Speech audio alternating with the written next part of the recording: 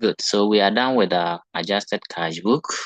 We do the reconciliation. So bank reconciliation statement as at.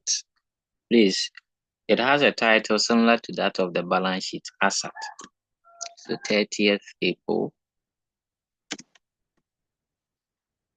2007. Sorry, 2008. Okay. So we can begin with the balance per the adjusted cash book, which I recommend to you. Balance as per the adjusted cash book. And this time is positive, it's not an overdraft, right? So if it is a positive figure, we add unpresented check. Let me put the figure there, 12,940. So we are going to add unpresented check. Okay. And our unpresented checks were two. One from BADU. It's important you bring in the names. BADU, and then we also have Kafui. So you can add them at one column before you push the total there. So 2,120 for Edu, and Kafui is 820, right? So if we add the two together, we are going to get a figure of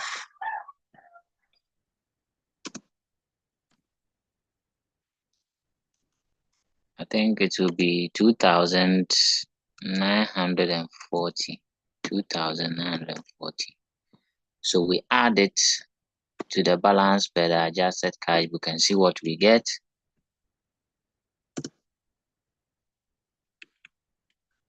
I think that will be 15,880. Please confirm these figures for me. I'm using my brain. It's been long I did mathematical mentor. Okay, so please confirm the figures for me. Yes. Then we less the uncredited checks, which is only one from AOSU.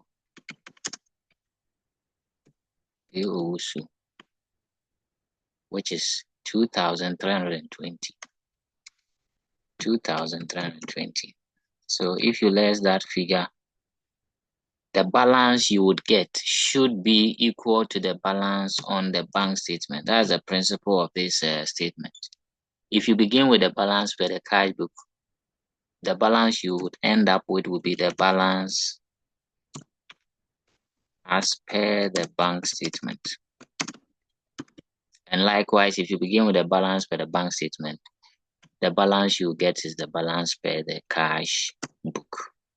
So 15,880 minus 2,320 professors.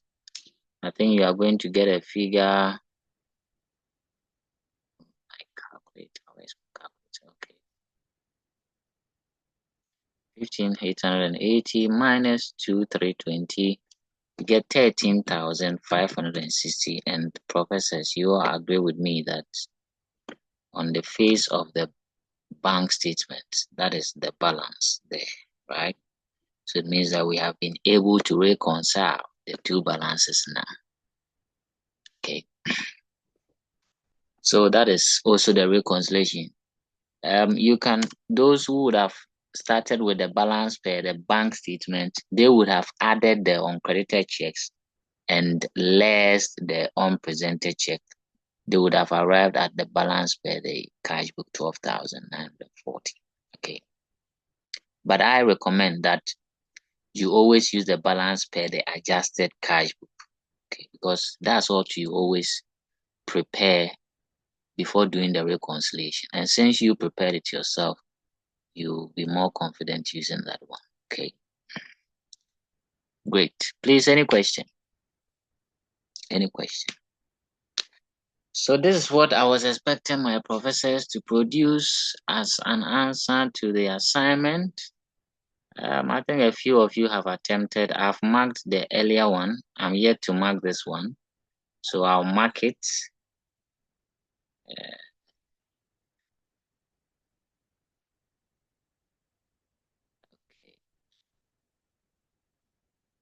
Let me see those who are here. Prof. Edem.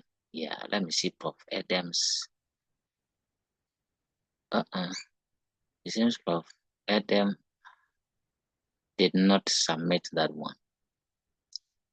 Okay. And Prof. Alexia submitted. So I'm here to mark. Okay. Prof. Edem, what happened? Did it skip you or you skipped it? Which is or you couldn't make it to class that day?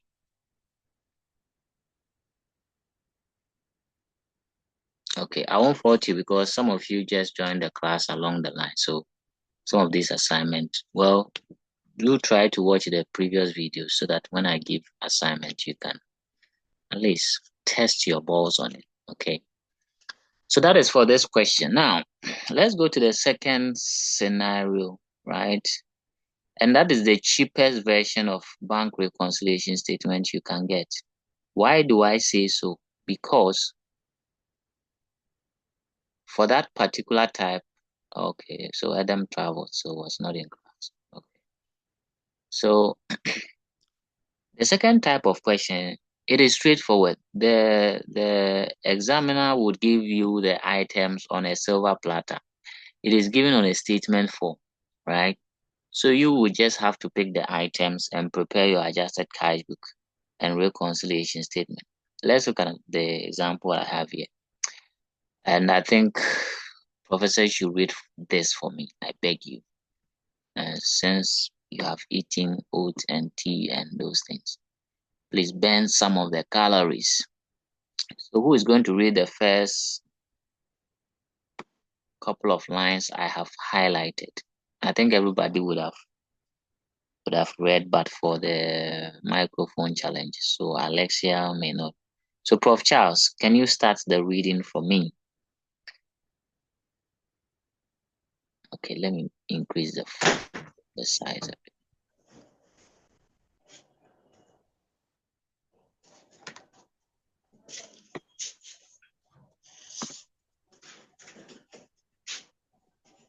Okay.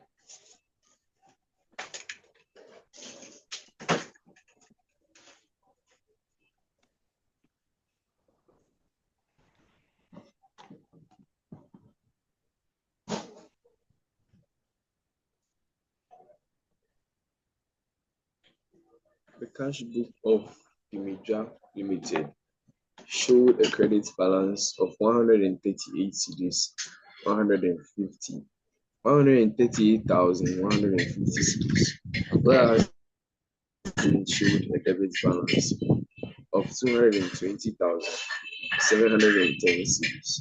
On August 31st, 2014, the following were discovered. Thank you very much. Okay. So I think you ended there for someone to continue. Thank you, Professor Charles. So you are told that the cash book show the credit balance. And professors, you know what that means. If your cash book shows a credit balance, that's a bank overdraft. And the bank statement is also showing a debit balance, right? Which is also an overdraft. So both documents or both statements were showing overdraft because your cash book is supposed to have a debit balance, a normal debit balance. If it's credit, it's an overdraft, which is a liability, a current liability. Your bank statement is also supposed to show a credit balance. That's a positive here. So if your bank statement shows a debit balance, that is also a bank overdraft. Now we are told the following were discovered. So Professor Deladem, please read 3 of the items that were discovered.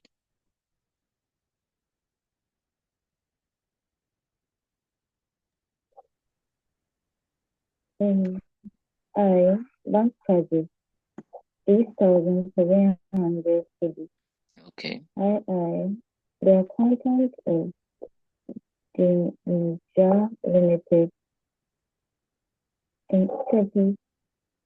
The accountant of the Niger Limited has entered a receipt of 27,840 cedis as 37,940 cedis in the cash book.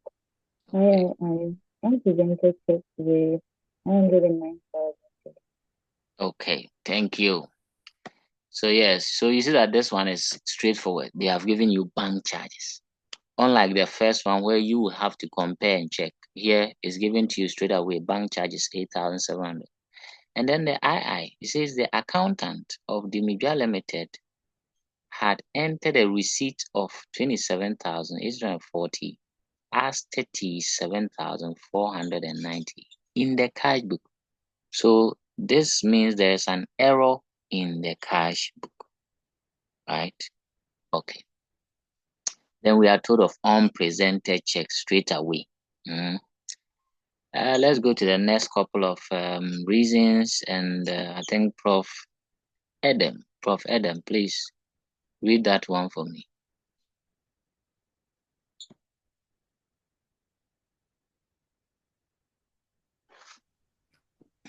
Customers have paid 100 and sorry, I'm coming. So customers have paid 114,000 directly to the bank. Check lodgements of 232,810 had not been entered by the bank, and the bank had carried out an order to pay an insurance premium of 50,000. Okay, thank you very much. Let's analyze these three. Okay. So, who did I lose just now? Charles, unfortunately. Okay, so customers have paid 114,000 directly to the bank. Professors, out of the 10 reasons we saw, which one do you think fits for this particular item? Customers have paid money directly into the account. What is that? Based on the reasons we saw, right? Which of them is defined in this IV point?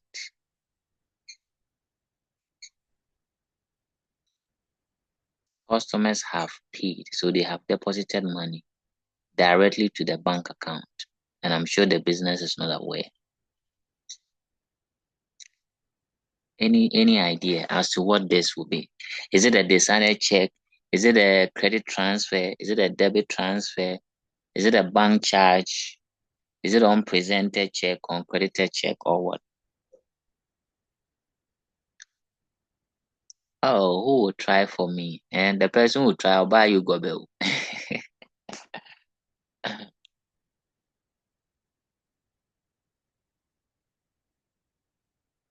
Oh, well, it seems my professors don't like gobe.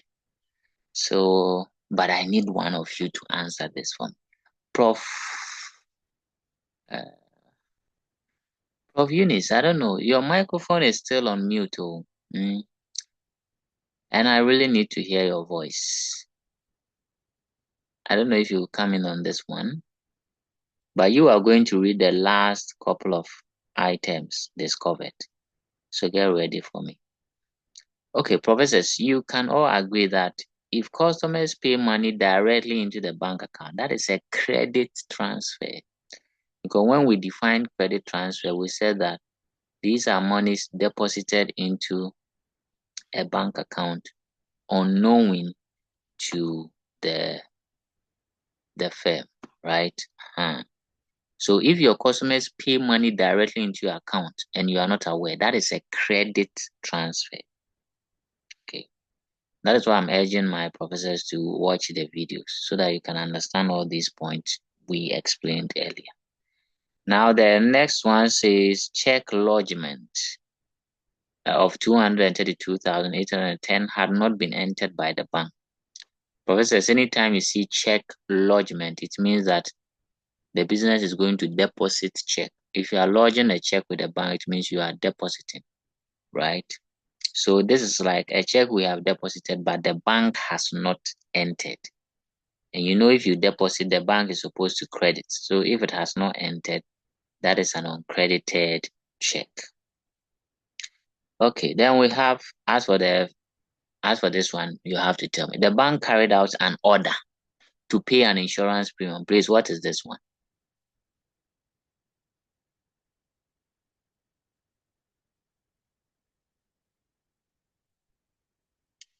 Prof. Deladem, this one is what?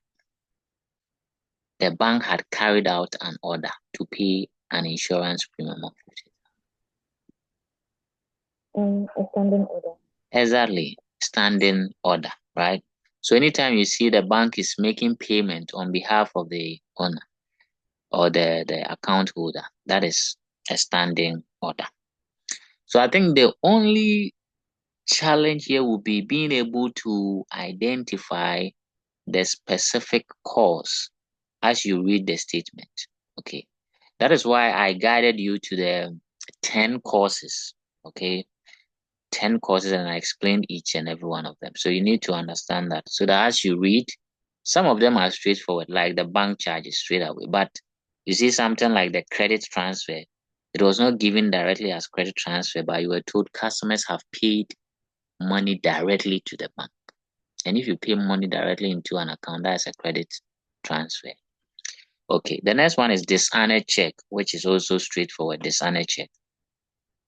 So Prof. Lassie, Prof. Eunice, please read the last two for me.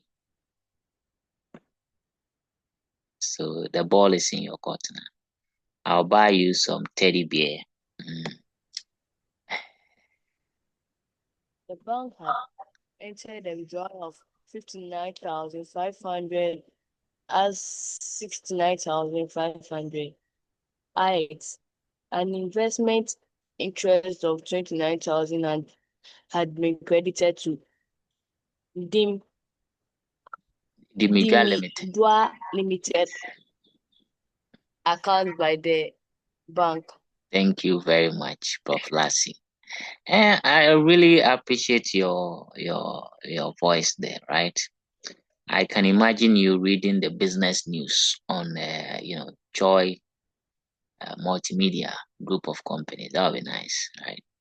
Okay, so we are saying that the bank had entered a withdrawal of 59,500 as 69,500. So, professors, you would agree that this is an error made by the bank. The bank has made a mistake. And I told you, if the bank makes a mistake, we adjust it on the reconciliation statement. Then the final one is an investment interest. Okay, so the company made an investment and is getting interest on that investment. So this form part of the interest received or the dividend we spoke about in the adjusted cap. So you see that it's straightforward. So this one, after reading, you start by preparing the adjusted cash book and the reconciliation statement. So let's see if we can do that quickly. Oh, Blessing Ashley just joined us. Blessing, you are welcome.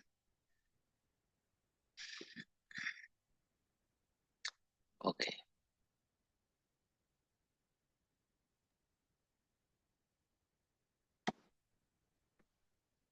Now, let me make this quick point. You see, learning is a continuum, right?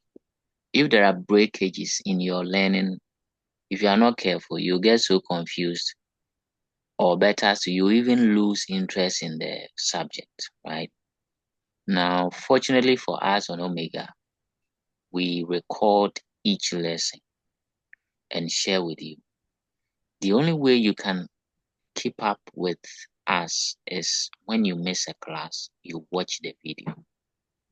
So that's why I'm begging you, professors. Okay, so if currently, as of now, there are some points you have missed, I beg you, go back and watch the video right from the start. So I've labeled it 1, 2, 3 in that order, so you can follow and watch them